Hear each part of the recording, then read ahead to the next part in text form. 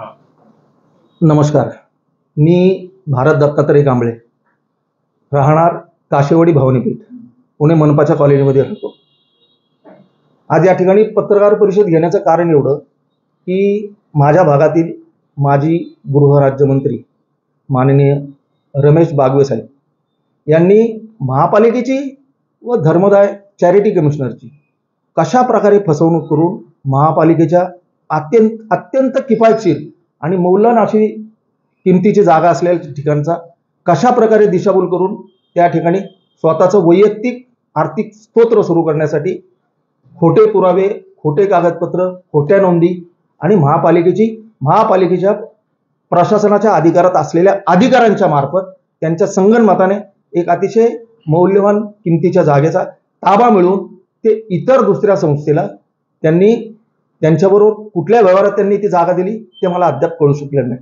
पण ज्या धोरणानुसार बागवे साहेबांनी ती शाळा ताब्यात घेतली, ती जागा 2003 साली त्यांनी करार करून घेतल्यानंतर गेली 20 वर्ष त्या जागेवर कोणताही उपक्रम किंवा शाळेचा कुठलाही असा विषय किंवा शाळेचं कुठलेही काम त्या ठिकाणी सुरू नसताना महापालिकेने 2008ला जे धोरण जाहीर केलं की महापालिकेच्या ताब्यातल्या ज्या काही जागा 99 वर्षाच्या करारात महापालिकेने दिलेल्या आहेत त्या त्यांच्याकडून परत घेऊन आजच्या चालू मूल्यांकनाच्या भावाने आजच्या रेडी रेकनरच्या रेटनुसार त्याचा 1/4 भाग हा महापालिकेचं आर्थिक स्तोत्र सुरू करण्यासाठी पैसे घेऊन त्यांनी महापालिकेने त्या इतर संस्थेला द्यावा.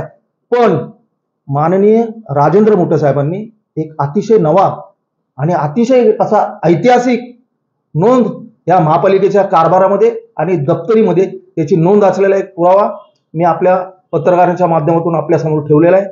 जर 99 वर्षाचा करार 2008 साली जर बंद झाला तर 2022 साली महापालिकेने माननीय माजी गृहराज्यमंत्री माननीय रमेश बागवे साहेबांना कशाच्या आधारे आणि कोणत्या नियमात त्यांना ती जागा 99 वर्षाच्या करारात नाम मात्र 1 रुपया भाड्याने दिली, याचा महापालिका आयुक्त, प्रशासन यांनी गांभीर्याने विचार करावा आणि त्यांनी फक्त महापालिकेचीच नाही तर चॅरिटी कमिशनरची सुद्धा फार मोठ्या प्रकारे कुठलीही नोंदी नसताना ती संस्था अधिकृत आहे का अनधिकृत आहे याची आपल्या माध्यमातून मी आपल्याला विनंती करतो की आपण त्याची खात्री करून घ्यावी आणि अशा गैरकारभार करणाऱ्या व्यक्तींवर शासनाने ताबडतोब मोठ्यातली मोठी आणि त्यांच्यावर फौजदारी गुन्हा दाखल करून ती जागा ताबडतोब महापालिकेने ताब्यात घ्यावी ही मी आपल्या माध्यमातून त्यांना नम्रते. महापालिकेने हा करारनामा करून देताना ती जी कमिटी करणार संस्थेची त्या संस्थेमध्ये महापालिकेच्या शिक्षण मंडळाचा एक पदसिद्ध अधिकारी त्याच्यामध्ये कंपल्सरी तिथला सभासद म्हणून असायला पाहिजे, त्याचाही कुठं उल्लेख केलेला नाही. त्याला महापालिकेच्या शिक्षण मंडळाची सुद्धा कुठेही परवानगी घेतलेली नाही. ह्या जागेच्या बांधकामाचा पूर्णत्वाचा दाखला अद्याप मिळालेला नाही. त्या जागेवर आता सध्या बांधकाम चालू असताना त्या ठिकाणी शाळा भरवली जाते. त्याच्याकडून महापालिकेकडून कंप्लिशनचा दाखला घ्यायला पाहिजे, पूर्णत्वाचा दाखला घ्यायला पाहिजे. शिवाय त्या ठिकाणी लहान मुलांच्या शाळा आहे त्या ठिकाणचं फायर ऑडिट सुद्धा अद्याप केलेलं नाही.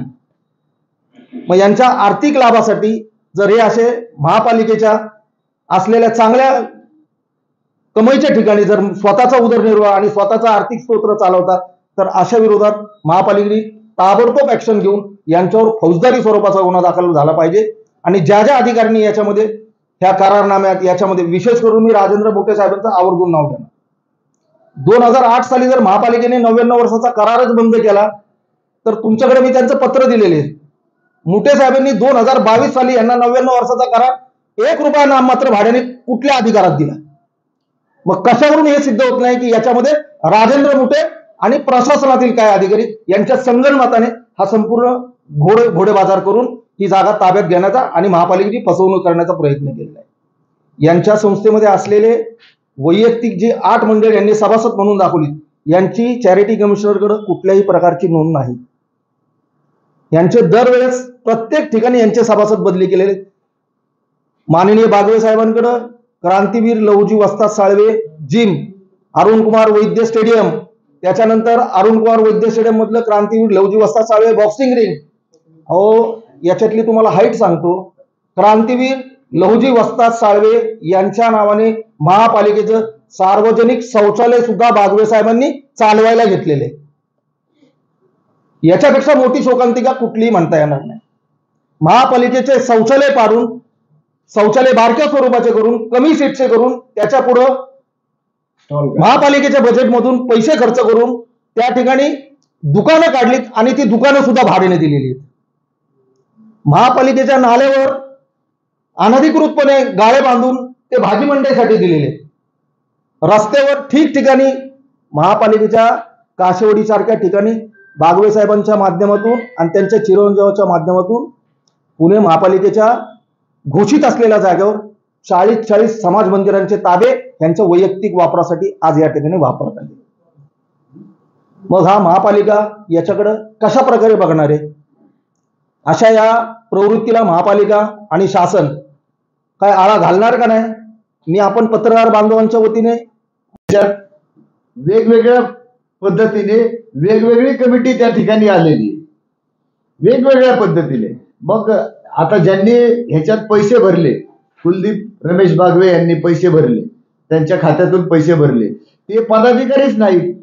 आणि एखाद्या संस्थेचा जर कारभार जर असेल तर संस्थेचा कारभारातनं वैयक्तिक कोणी पैसेच भरू शकत नाही ना. संस्थेचेच रीतसर बँकेमध्ये अकाउंट असतं आणि एवढ्या मोठ्या ज्यावेळेस रकमा भरायच्या तर त्या रकमा संस्थेच्या खात्यातूनच वर्ग व्हायला पाहिजे, पण तसं होताना दिसत नाही. आणि दुसरी गोष्ट अशी की काही पदाधिकारी जे आजही त्यांच्या संस्थेमध्ये जे दाखवले गेलेले आणि ज्या नोंदी आहेत त्या नोंदीनुसार कित्येक लोकांचे मयत झालेले, 3-4 लोक मयत झालेले, तर ती मयत झालेली लोक असताना देखील त्यांचे सही अंगठे बोगस करून ते हयात दाखवण्याचा त्यांनी प्रयत्न केलेला आहे. याच्या पुढे जागा आहे आपलं शंकर शेवटे 99 वर्षाचा करार करून दिलेला आहे. हा 99 वर्षाचा करार त्यांनी कुठल्या अखत्यारीत करून दिला? 99 वर्षाचा करार तर करून दिला. बागवे साहेबांच्या संस्थेने त्यांना पत्र दिलं की आमची संस्था मागासवर्गीय गरीब आहे, आम्ही इथल्या गरीब मुलांना इंग्रजी आणि मराठी शाळेचं ज्ञान स्वस्तामध्ये त्यांना मिळालं पाहिजे, म्हणून आम्हाला ही जागा तुम्ही एक हप्त्याने त्यांना एक टाइम पिरियड देऊन त्यांनी दर वर्षाला करून 7 वर्षानंतर ते पैसे भरले. आता पैसे भरले ते ठीक आहेत, पण पैसे भरायला पाहिजे कोणी? संस्थेने. संस्थेची धर्मदाय आयुक्ताकडे असलेली जी त्यांची बॉडी होती त्या बॉडीमध्ये त्यांच्या मुलाचा कुठेही उल्लेख नाही. संस्थेच्या माध्यमातून शिक्षण मंडळात ते पैसे भरायला पाहिजे होते, महापालिकेकडे भरायला पाहिजे होते, पण शिक्षण मंडळात त्या संस्थेच्या मार्फत पैसे न भरता एका खाजगी व्यक्तीच्या खात्यातून महापालिकेत पैसे भरले गेले. कुलदीप रमेश बागवे, चॅरिटी किमसनडकर. मी आपल्याकडे सर्व पेपर कागदपत्री सगळे पुरावेनिशी तुम्हाला दिलेले आहेत. कुलदीप बागवे यांचा या संस्थेची काही संबंध नाही. 2001 साली त्यांची चॅरिटी किमसनडकर जी संस्था त्यांनी रजिस्टर केलेली होती त्या रजिस्टर संस्थेतले आत्ताच्या संस्थेमध्ये असलेले सभासद यांचा तीळ मात्र काडी मात्र संबंध नाही. यातली आणखी एक हाईट तुम्हाला सांगतो, सर्वात महत्वाची बाब. आता बागवे साहेबांनी ज्या संस्थेच्या नावाने शाळा घेतली त्या संस्थेने गेले 20 वर्ष त्या ठिकाणी काही काम केलंच नाही. शिवाय आता त्यांनी 2022 ला ऑर्चिड प्रायमरी स्कूल ह्या एका प्रायव्हेट संस्थेला आता किती भाड्याने दिली हे आम्हाला अद्याप स्पष्ट झाले नाही. त्यांनी परस्पर त्या संस्थेला दुसऱ्या संस्थेला फार मोठा पैशाचा व्यवहार करून ती जागा त्यांच्या ताब्यात दिलेली आहे आणि त्या जागेवर आता प्रत्येक विद्यार्थ्याकडून 1 लाख रुपये डोनेशन घेतलं जातं. एका विद्यार्थ्याचं 1 लाख रुपये डोनेशन असलेली त्या संस्थेला ती शाळा चालवा दिलेली आहे. महापालिकेला करार करून देताना त्याच्यामध्ये स्पष्टपणे असं नमूद केलेलं आहे की महापालिकेने सदर चालवलेली संस्थेच्या शाळेमध्ये जेवढे वर्ग इंग्रजी माध्यमांचे असायला पाहिजे तेवढेच वर्ग मराठी माध्यमांचे सुद्धा असायला पाहिजे. तिथं एकही मराठी माध्यमाचा वर्ग चाललेला नाही. बागवे साहेबांनी क्रांतीवीर लहुजी वस्ताद साळवे या संस्थेच्या नावाखाली महापालिकेच्या काशेवाडी आणि पुणे शहरातील परिसरात अशा किती जागा लाटलेल्या आहेत याचा आम्ही आता माननीय महापालिका आयुक्त साहेबांना निवेदन दिलेलं आहे. पण माझी आपल्या माध्यमातून आपल्याला एक विनंती आणि एक मागासवर्गीय मुलांच्या नावाखाली अशी महापालिकेची उघड लूट करणाऱ्यांवर फौजदारी कारवाई ताबडतोब करून संबंधित जागा ही महापालिकेने त्वरित ताब्यात घेतली पाहिजे। आणि या कारभारामध्ये महापालिकेच्या अधिकाऱ्यांनी ज्या ज्या प्रकारे यांना या कागदोपत्री व्यवहारात मदत केलेली आहे, आतापर्यंत महापालिकेचा जो काय आर्थिक भुर्दंड झालेला आहे, जे काय महापालिकेचं नुकसान झालेलं आहे, ते सर्व या महापालिकेच्या अधिकाऱ्यांच्या पगारातून महापालिकेने वसूल केलं पाहिजे। ही आमची मागणी, प्रमुख मागणी राहणार आहे। या मागणीमध्ये महापालिका आयुक्तांनी जर आम्हाला याच्यामध्ये वेळोवेळी त्यांना निवेदन देऊन जर त्यांनी आम्हाला कुठल्याही प्रकारचं सहकार्य केलं नाही, तर या प्रकरणातलं एक मोठं आंदोलन आम्ही एक सामाजिक आणि एक कृतज्ञ महापालिकेचे नागरिक म्हणून आम्हाला करण्याचा पूर्ण अधिकार आहे आणि तो आम्ही करणार। 12 वाजेपर्यंत जी जनरल बॉडी चाललेली होती, त्यावेळेस नगरसेविका अर्चना तुषार पाटील यांनी एक ठराव मांडला आणि त्याच्यामध्ये असं त्यांनी नमूद केलं की महापालिकेच्या ताब्यातल्या, महापालिकेच्या मालकी हक्काच्या जागा ज्या ज्या संस्थांना देण्यात आलेल्या आहेत, त्या संस्था जर त्या व्यवस्थितपणे चालवत असतील तर, अन्यथा त्या सगळ्यांचं पोझिशन महापालिका पुन्हा करून घेणार आणि महापालिकेने त्या जनरल बॉडीच्या नंतर पुणे महानगरपालिकेतल्या 132 जागा त्या संस्थांकडून काढून घेतल्या।